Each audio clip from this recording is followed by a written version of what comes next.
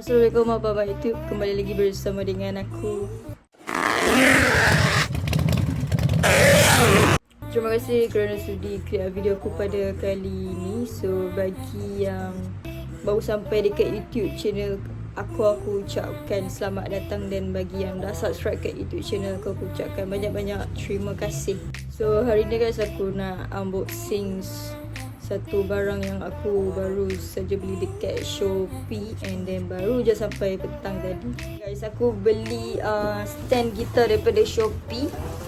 Ini kotak dia. Not well packaging. Sebab tak ada bubble wrap, it just datang dengan kotak.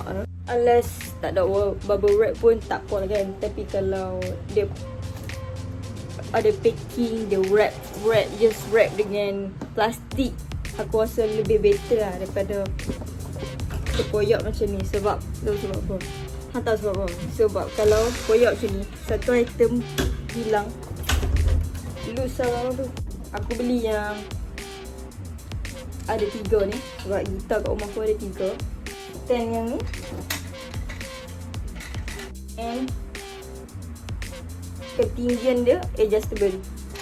Boleh tengok dekat sini adjustable.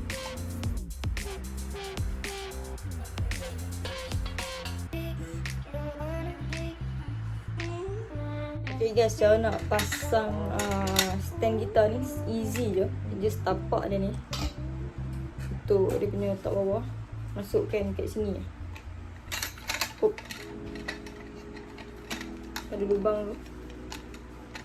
Ulang sikit.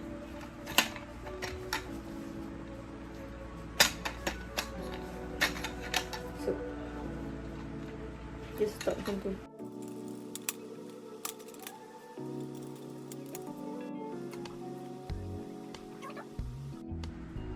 Easy.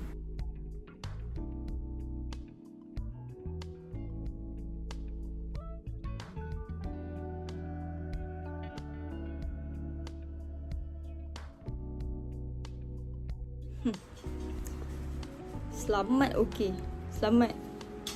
Tak ada apa-apa kerosakan dia dekat item ni. Aku beli stand gitar. Ni triple guitar stand for multi guitar like bass, electric, acoustic, classical, folk, ukulele.